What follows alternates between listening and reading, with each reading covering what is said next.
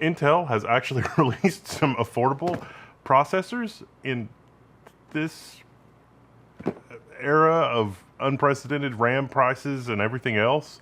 Yeah, that's the Plus series. I did a full review of those, the Core Ultra 7 and the Core Ultra 5. So we're gonna do a build. We're gonna do a build, not with all of these components, but we'll talk a little bit about it. And we're gonna do a build based around the RX 9070 XT. Now we're gonna test both the Core Ultra 5, the 250K Plus, and the Core Ultra 7. It's got 2 more P cores. That might make a little bit of a difference for gaming, but I'm betting there's, for gaming performance, there's probably not gonna be a huge difference between those 2 machines. But let's go through, let's talk about the build, and let's talk about places that you've got for, saving a few bucks, putting something together that's pretty reasonable now in the winter of our discontent of affordable PC component prices.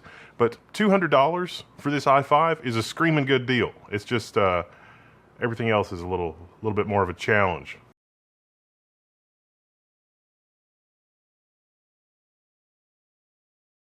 Okay, so the Core Ultra 7 would actually be a better choice in damn near every scenario versus the Core Ultra 9.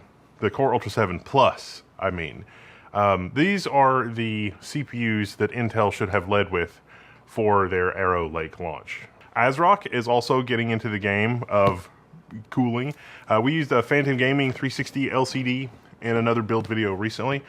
This is a Steel Legend 360 LCD that we're going to use for this particular build, along with our Challenger. Now, B860 versus Z890, what's the difference? In general, the Z890 boards are higher end boards, more USB ports, different PCIe slot layout, faster NICs typically, although that varies, maybe a better sound chipset, maybe a better NIC chipset, maybe better Wi-Fi. For a gaming machine, you probably would be fine with an inexpensive B860 motherboard. You really don't need to look at Z890 unless it's got a compelling feature that you want. For gaming performance, like if I plug this RX 9070 XT into it, doesn't make a lot of difference between the less expensive and less features B860 motherboards and Z890. Now for the build for the Core Ultra 7, we're going to use the Z890 Taichi Lite. The Z890 Taichi Lite is pretty nice. If you look at the back, it's got a lot of USB ports. It's also got 5 and 2.5 gig LAN. 5 gigabit LAN is pretty awesome. This is also the light version of the Taichi. So the light version has less RGB and it's also less expensive, but electrically, physically, this is the same board. So unless you just want the aesthetic of the Z890 Taichi not light, then you should get the light. For our i5 build, the ASRock B860 Challenger. This is a newly released board. Now, if you look at this, like it's a 10+1+1 power phase design. That's one of the big differentiators. It's like, how much power can you deliver to the CPU socket? This is a little bit of a thing to keep an eye out on Intel boards. Now, this board will deliver all the power that the Core Ultra 5 or the Core Ultra 7 needs. You can use the Core Ultra 7 on this motherboard, no problem at all, if you want to do the $100 upgrade and get 2 extra P cores and some more E cores. You could totally do that. It's completely fine. But if you look at it, it's like, okay, this is a 20 phase power design. This is a 10 phase power design. Yes, the Z890 with an overclock can deliver a ton more power, but there's really not a ton of overclocking headroom in these CPUs. In the launch configuration that Intel has, they're basically already there. And it's a little odd because these CPUs have a 125 watt TDP that's unchanged with the plus versions of the CPUs versus the older versions, but not every board can deliver the full power that is required to these CPUs in a sustained manner. And what I mean by that is that these CPUs will actually use 250 watts. It's like a 125 watt TDP, but some motherboards only can sustain like 125 to 150 watts to those CPUs, as opposed to delivering the full 250 watts that the CPU might request. So this 125 watt TDP, if you use higher end cooling, you will get a better result from sustained benchmarks. It doesn't make a huge difference typically in gaming workloads, because the gaming workload is kind of bursty, like the CPU is not 100% busy all the time. But for rendering or anything like that, the CPU is 100% busy all the time. And if you can cool it, it will use significantly more power than the TDP part of that. But even with the 10+1+1 phase design on the B860 motherboard, if you pair it with a cooler that can keep up with the CPU, even the Core Ultra 7, it'll run at, you know, the CPU will consume 200 watts all the time when it's fully loaded, which is great. The other thing to look at is the PCIe layout. So we've got one X16 slot, and this is 16 PCIe Gen 5 lanes. There's another slot at the bottom that is physically X16, but electrically it doesn't have all 16 PCIe lanes. And these PCIe lanes go through the chipset, so it takes an indirect path to the CPU. And it's okay that it's going through the chipset, it's an indirect path, because it's not high-speed storage and it's not, you know, a second graphics card. It's on the very bottom of the slot. And it's also a really nice layout if you have a GPU that is, you know, 3 or 4 slots thick, because it's still going to have enough room to breathe if you do actually add another slot in there. And if you look at the Z890 Tai-Chi Lite, it's a very similar PCIe layout, except the bottom slot is just moved up just a little bit. So our Challenger actually has a better PCIe layout than our Z890 Tai-Chi. Fortunately, ASRock does have other Z890 motherboards that have different PCIe layouts, like our Z890 Live Mixer Wi-Fi. It has 2 X16 slots at the bottom, physically. Electrically, again, it's not 16 lanes. And you got to pay attention to, because sometimes these are both PCIe Gen 4, sometimes these are PCIe Gen 3, and the other one is PCIe Gen 4.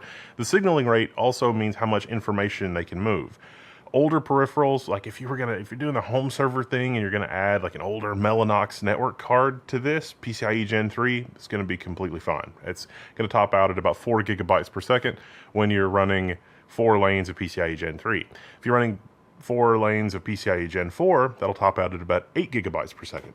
Now you can get motherboards that have 2 X8 slots that are PCIe Gen 5, or it's X16 nothing or X8 X8, and what that means is when you're using both of the Gen 5 slots, half of the lanes go to one slot and the other half go to the other slot.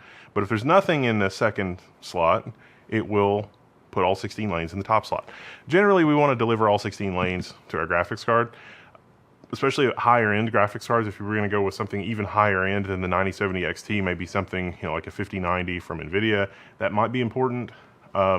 It does make a little bit of a difference for performance, even with the 9070 XT, but unless you really know what you're doing, you really don't need a motherboard that will give you 2 PCIe Gen 5 X8 slots. Even the Z890 Steel Legend, you can see it's got one X16 slot physical, and then it's got another slot at the bottom that's physically only X4, but the end of the slot is open. So even though this is only physically X4, because the end of the slot is open, you can still use an X16 card in it. It'll just run it at 4 PCIe lanes. There's Z890 Steel Legend Wi-Fi. This has a 2.5 gig NIC, just like our B860 Challenger Wi-Fi. For our Core Ultra 5 build, I got a case for like 60 bucks. It's a Corsair 4000D. That's definitely worth 60 bucks. It was an open box at Micro Center. See the yellow sticker? So this is great. I've also got the MP700 Pro XT from Corsair. Now, this is a PCIe Gen 5 SSD. 15 gigabytes per second. Well, 14.9 gigabytes per second. It's a really high-end SSD. You don't need this. You don't need this kind of a thing for a gaming PC, but I wanted to take a look at this one specifically because this is the first SSD that I've gotten my hands on that has the Phison controller in it, the low-power Phison controller that I reviewed for laptops a while back. Now, Corsair has tuned this for their use case, so I'm not 100% sure about the performance characteristics or power utilization. I'm not ready to say, like, this is a great SSD for a laptop, but for a desktop, it's going to be a great SSD, and so we're going to use that in our build. Also, I don't know how Kingston is doing it, but the Kingston 7600, like, this kit of memory is surprisingly affordable considering it is 7600. And this is designed for Intel XMP. So I'm going to use this in one of the builds, and also got a power supply and some other stuff. Let's get started. Let's talk about the build and go through the stuff, and I'll put these away for now, but if you have questions about these, you can hit me up on the forum. In case you're wondering, yes, this video is brought to you by ASRock, but this was my idea because the Intel CPUs are actually really good this time around. You should definitely check out that review. $200, like, everybody would be losing their minds if you could actually buy RAM. I'm using the Tai-Chi White throughout this build, but also honorable mention to the 9070 Steel Legend. It's not XT, it's a little slower. If you can find these are really good value. If we take a look at our board layout, you see that we've got pretty reasonable power input for the CPU, dual 8-pin connections, pretty reasonable number of fan headers, 2 USB 2.0 headers, a USB 3 header, 20-pin, 19-pin, USB Type-C. It does have built-in Wi-Fi 7, The bundled Wi-Fi antennas are this style. I call it sort of the rubber duck antenna, like the antenna screwed directly into the back. These don't give you as good a Wi-Fi signal as other options.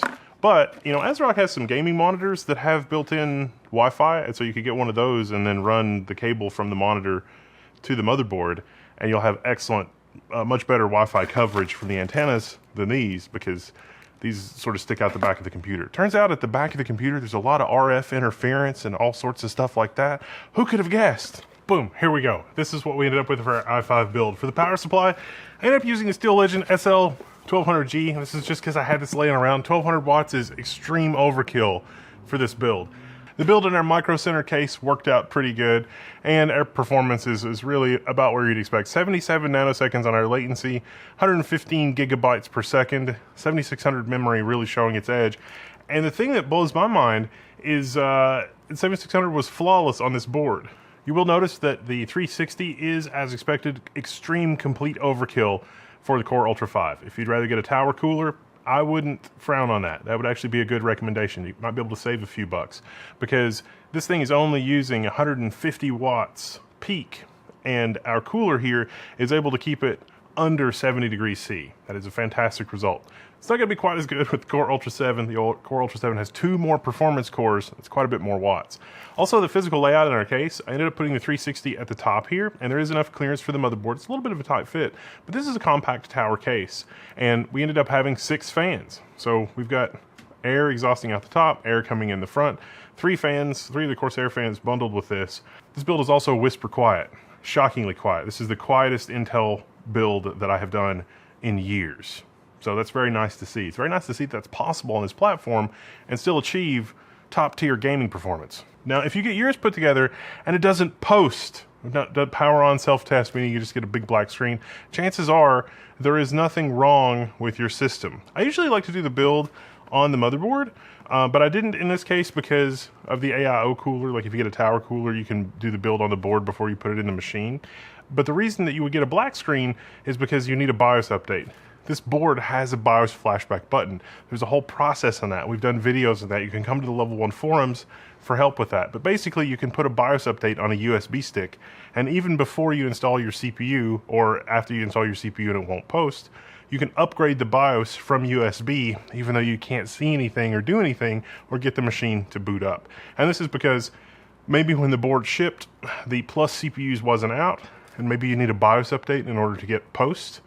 The way that Intel has engineered the Plus CPUs, that probably won't even happen with these CPUs. Like even on an older BIOS, it should at least post.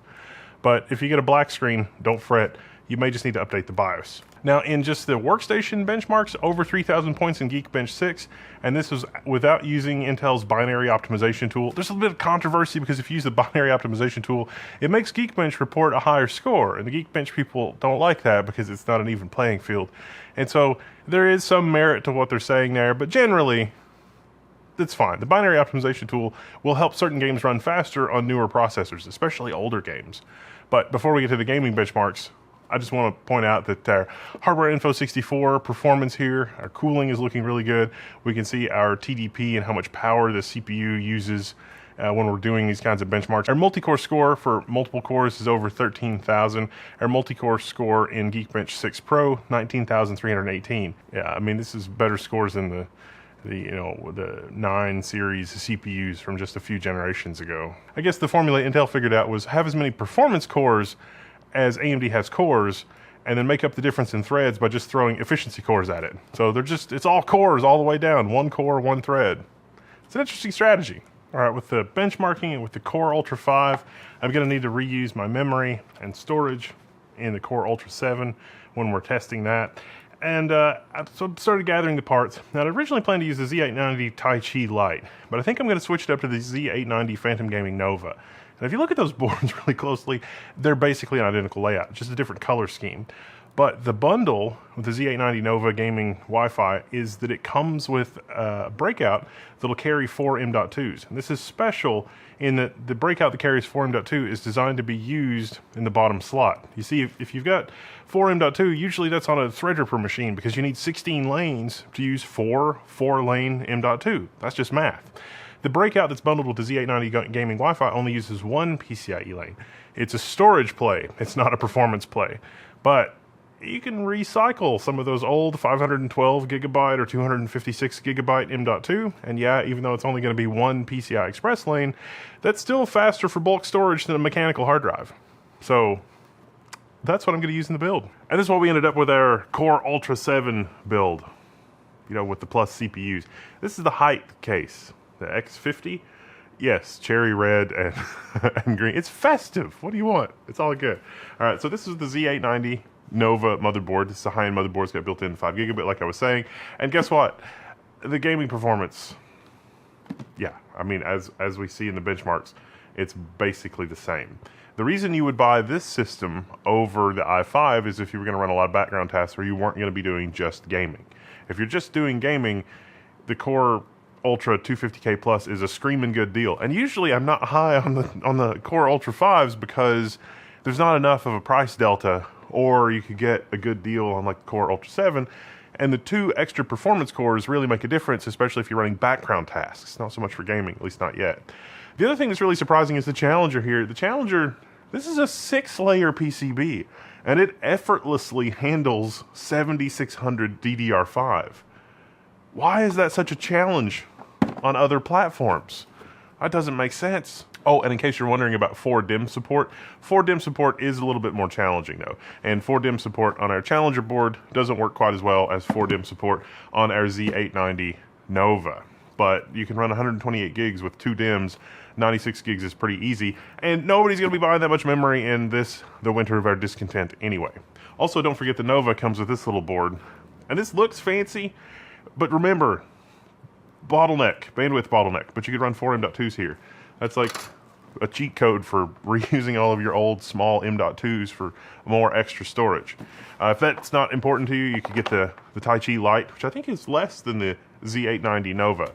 So, overall, you can do an ostentatious build. You can do something eye-catching. You could also just use your motherboard on the cardboard box and do that. The RX 9070 XT is by far the best bang for the buck in terms of GPU and GPU support.